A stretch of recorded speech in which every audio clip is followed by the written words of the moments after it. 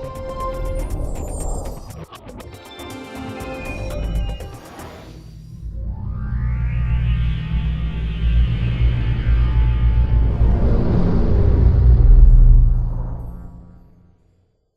I'm John Blyth and this is the OXM Report. I recently went to Canada to speak to BioWare's Casey Hudson about Mass Effect 3. Now, if you notice my tone of voice changing over the course of this interview, that's because I asked some questions in a lovey-dovey Paragon style and other questions in a TV journalist punching Renegade style. Tell us what's going on. As I understand it, the Reapers are coming. Actually, in Mass Effect 3, the Reapers are here. Okay. That is the threat, is, as people who've played Mass Effect before know really well, the Reapers are pretty much unstoppable, and so Mass Effect 3 is going to open with the Reapers arriving on the Earth, and there is no stopping them. They take the Earth. Shepard is able to make a narrow escape, and as the Reapers are moving through the galaxy, it's full-scale galactic war.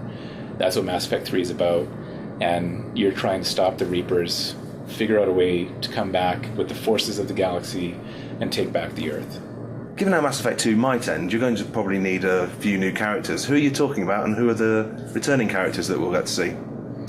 Well, you know, it's part of the fun that we have with each game is, with Mass Effect 2, for example, we started announcing some of the new characters that we would have, and there was a bit of outrage that we weren't just bringing back all the previous characters as squad members, because people wanted us to recreate the experience of Mass Effect 1. But of course, the experience of Mass Effect 1 was the discovery of all these new characters and places. So what we did for Mass Effect 2, something similar to what we're doing now, is we're bringing back some characters, but we're also creating new characters for you to discover and learn about. I get the feeling from what people have been saying today that you're bringing back more RPG elements, whatever that term means. Is that true, and what does that term mean? That is a very good question, because as makers of RPGs, people would probably be surprised we have a fairly loose definition for what an RPG means to us. And having a loose definition of what it is allows us to focus on what we think matters, but also to evolve it. With Knights of the Old Republic, there was concern that it wasn't enough like Baldur's Gate, and Mass Effect wasn't enough like Knights of the Old Republic, and so on. And so part of the thing, though, is that we define it as it's basically 4 pillars. It's a really great interactive story that's character-driven. It has great combat. It has exploration, so you're not just moving down the same corridor that everyone else does. You can stop and look around and fly across the galaxy and do something different. And finally, there's progression. So I think when people talk about Mass Effect 2 and the RPG stuff that they wanted to see more of, that's definitely valid feedback that we're going to address in Mass Effect 3. But I think generally they're talking about the progression component. What I don't understand is that Mass Effect 2 was perfect, so how are you going to tell me that Mass Effect 3 is even better? Well, the thing is, we know that Mass Effect 2 wasn't perfect, and we always look at our feedback. We always listen to everything that the fans are saying out there, and that was really the beginning of the Mass Effect 3 project, is looking at what people are saying about Mass Effect 2. And there are definitely some key areas that we want to improve. There are things that we want to improve in terms of the kind of larger space exploration stuff.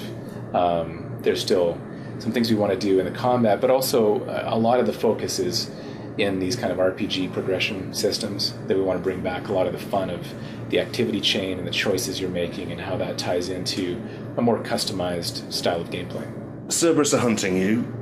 You've explained that. Does that mean that everyone who chose the Renegade ending for Mass Effect 2 wasted their time?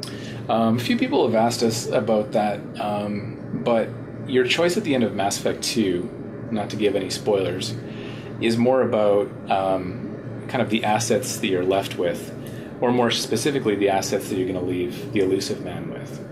And of course he's the head of Cerberus.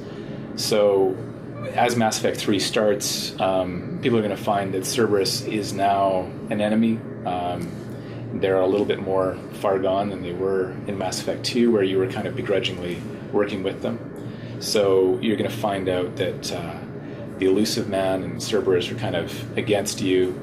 But it's not so much that your choice is going to make things either better or worse for you.